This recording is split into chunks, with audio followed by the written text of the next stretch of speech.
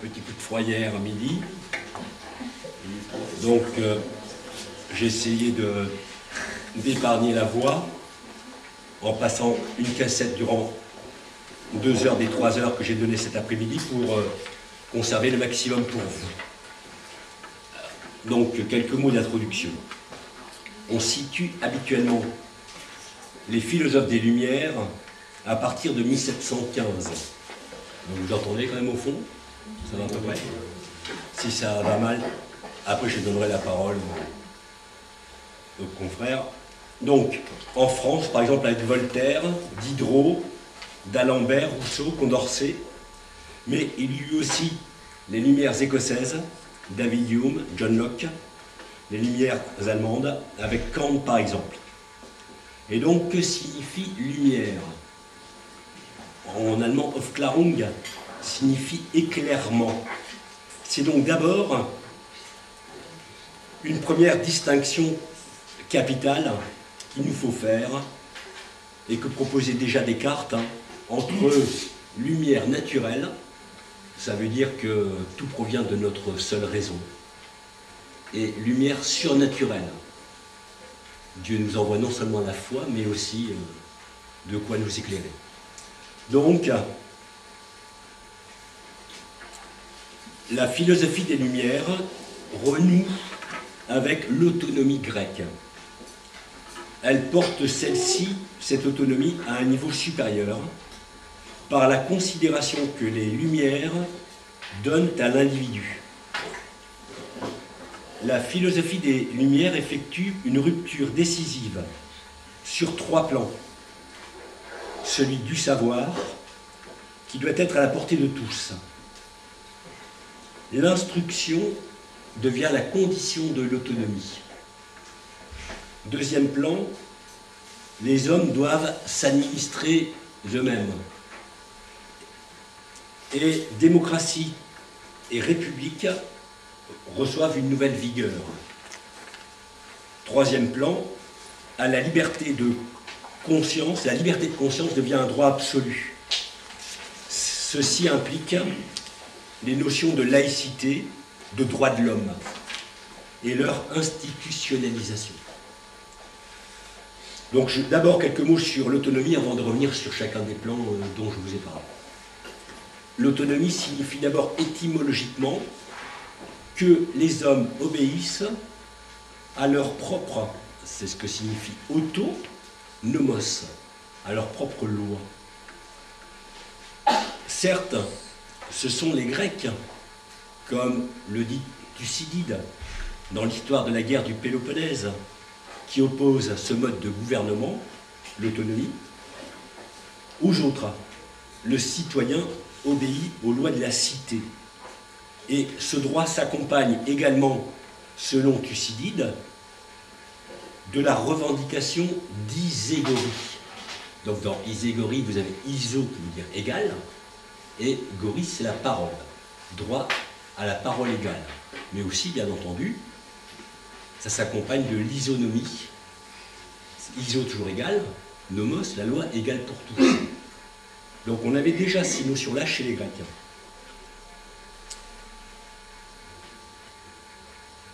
Les philosophes des Lumières vont plus loin. En effet, la décision pour être citoyenne doit être éclairée. Qu'est-ce que ça signifie? Ça signifie que l'ignorant est dépendant de celui qui sait. Et donc, au moment de la Révolution française, on va voir un débat se tenir qui oppose les notions d'éducation et d'instruction. Donc je reviendrai là-dessus tout à l'heure, mais donc la première partie de notre problème peut-être c'est qu'est-ce qu'un savoir? Que signifie lumière? Qu'est-ce qu'un savoir? Et donc tout d'abord, tout savoir est de l'ordre du jugement. Si je dis ce stylo rouge, c'est pas le stylo qui est vrai ou faux, mais bien ce que je dis du stylo. Et donc, tout savoir est de l'ordre du jugement. C'est ce que nous disons des choses.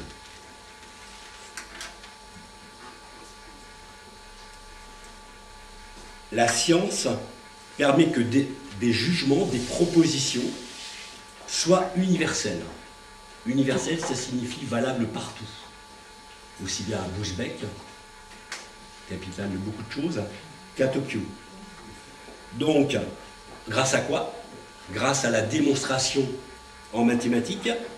Un théorème, c'est une proposition démontrée, ou par des tests expérimentaux en sciences de la nature.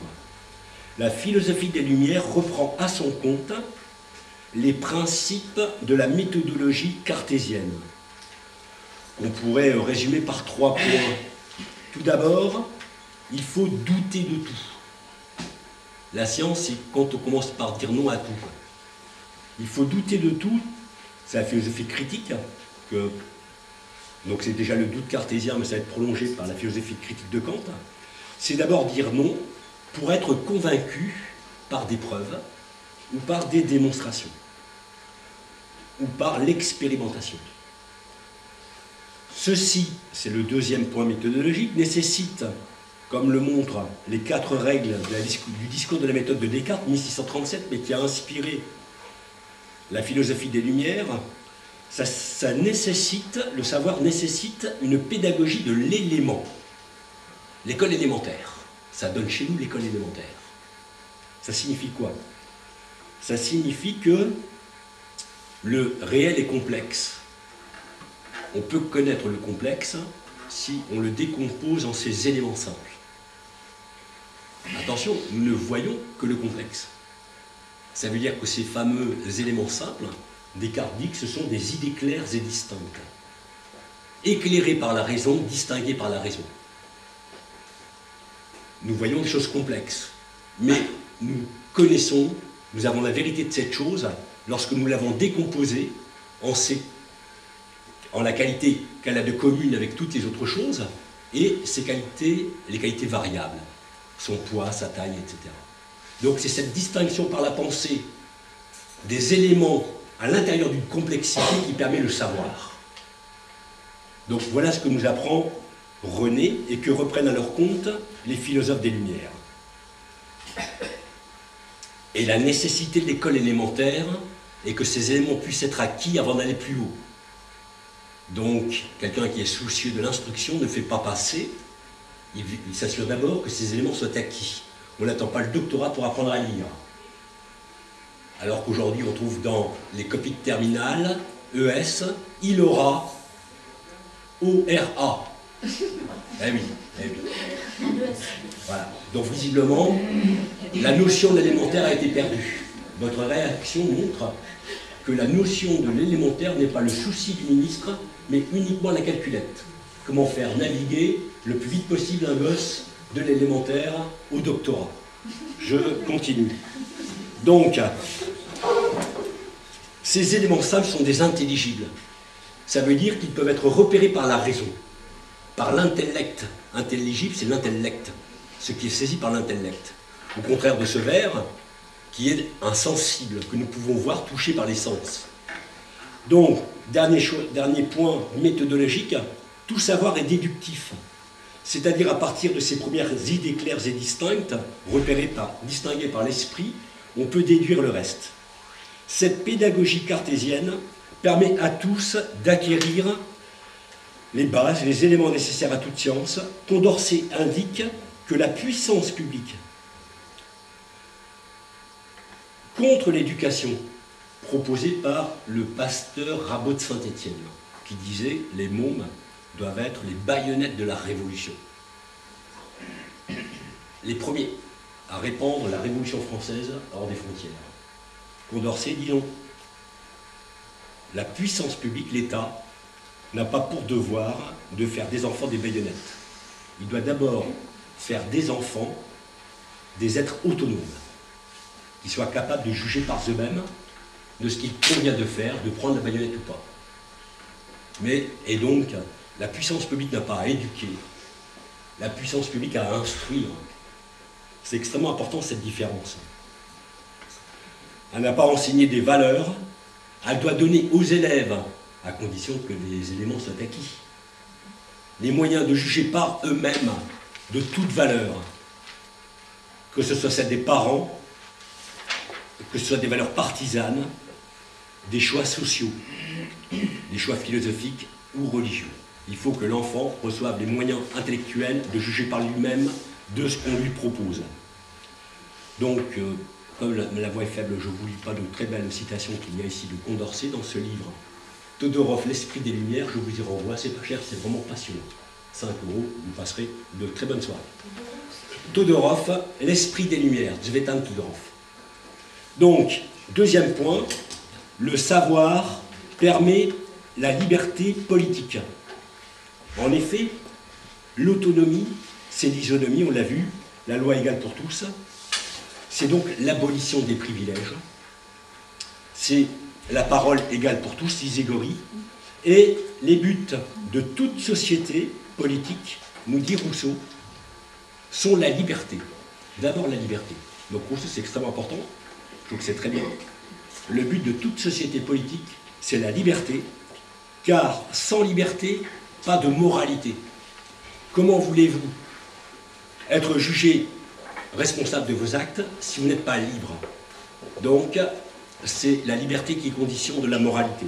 Deuxième point, nous dit Rousseau, le deuxième but de toute société doit être l'égalité.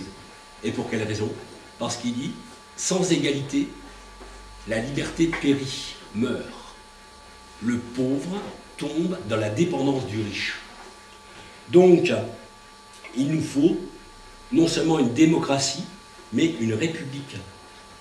C'est-à-dire qui prennent des valeurs d'égalité en compte par des mesures de redistribution. Donc ici, néanmoins, deux conceptions des Lumières vont s'affronter. D'une part, celle de Rousseau, qui nous dit dans Du contrat social qu'il faut une aliénation totale de soi-même et de ses biens à la volonté générale, dont nous faisons partie, dont nous sommes une parcelle. Nous sommes une parcelle de volonté générale, pour Rousseau. Néanmoins, il nous dit bien qu'il faut une aliénation totale de soi-même et de ses biens à la volonté générale. Aliéner, ça veut dire je renonce. Ok? Et c'est la volonté générale, y compris moi-même, j'en fais partie, qui décide que je peux récupérer telle ou telle partie de mes biens qui sont indispensables pour vivre, etc. Aliénation totale. Une autre conception est proposée par Condorcet.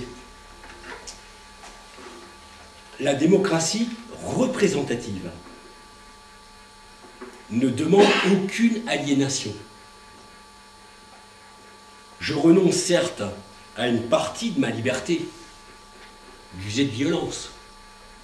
Je m'adresse à l'État lorsque j'ai un problème. Il n'y a plus de règlement de compte personnel. L'État a le monopole de la violence légitime.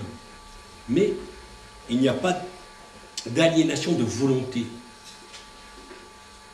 Je délègue, dit Condorcet, ma capacité de réflexion sur des points publics à des représentants de façon temporaire et sur des objets tout à fait limités, des objets publics qui ont besoin d'une délibération publique. Faut-il de l'éclairage dans les rues? Ou est-ce que ça pollue le ciel, diront les écolos? Ça, c'est la rue, l'éclairage public, c'est un objet public. Il faut une délibération publique. Et donc, il faut déléguer à des représentants le soin de réfléchir, de faire des propositions sur ces objets publics.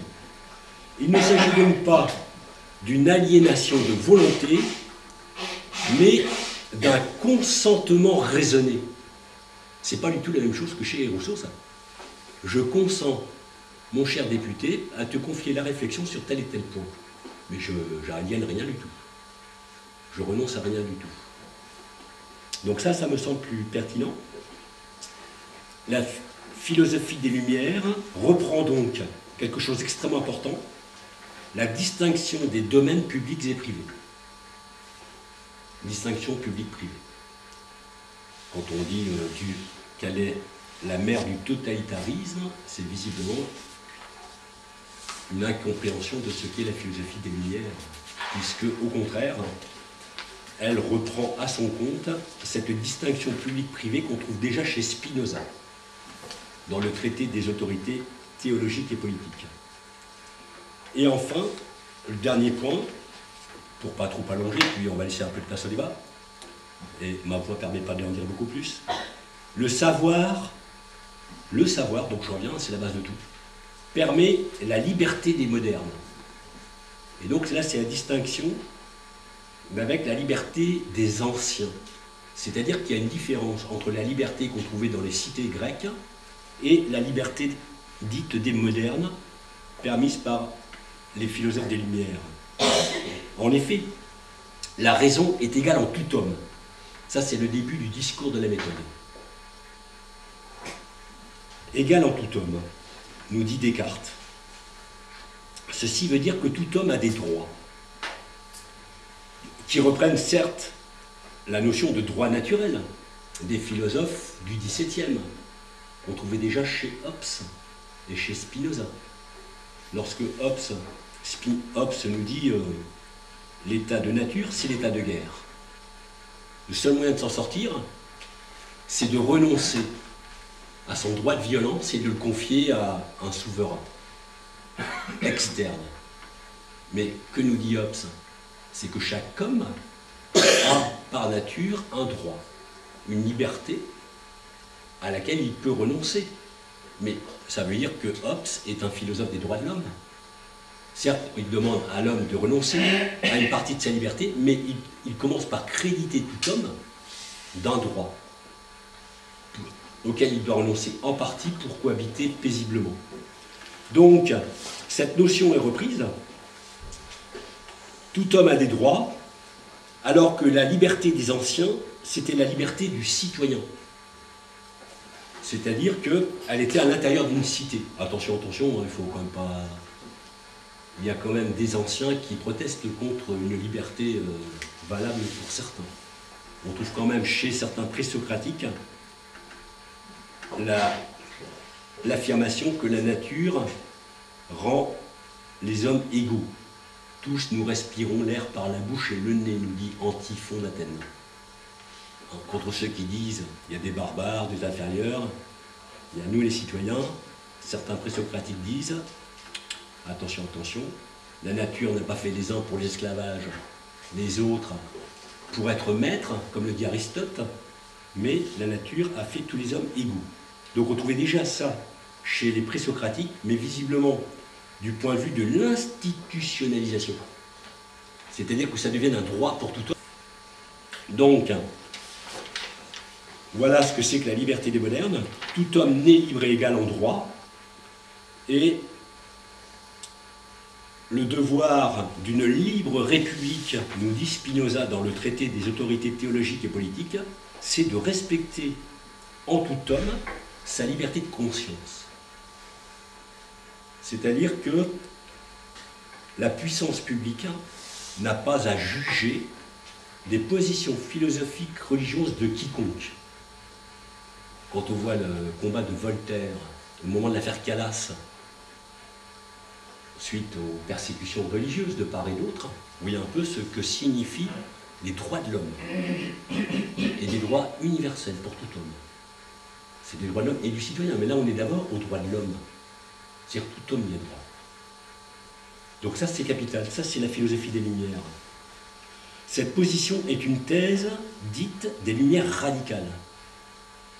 Parce que les historiens distinguent des Lumières modérées, pour lesquelles mieux valait quand même une religion d'État, les hommes étant un peu excités par nature, mieux vaut les calmer, l'avéroïsme, et Lumière radicale dont le fondement est attribué à Spinoza.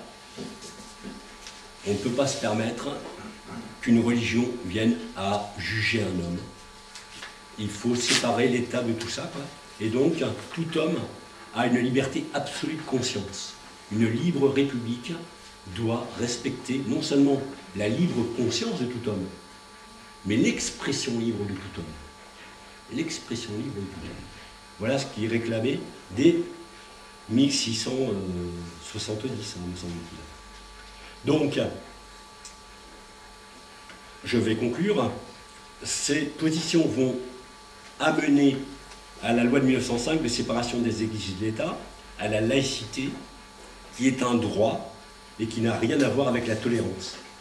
Donc cet héritage, pouvons-nous le recueillir et l'assumer, ou devons-nous nous ranger derrière ceux qui condamnent l'universalisme de ces droits au nom des droits de Dieu? Rappelez-vous que les droits de l'homme ont été condamnés quand même par le pape parce que ça mettait mal les droits de Dieu, ou au nom des droits d'une communauté ethnique ou sexuelle. Faut-il une différence des droits? Donc, la cohabitation et le règlement des problèmes que l'humanité a devant elle demande-t-il moins ou plus de lumière? N'y a-t-il pas une actualité de ces questions, en sachant que les Lumières mettaient aussi l'accent sur le droit pour chacun au bonheur, et pas simplement au salut.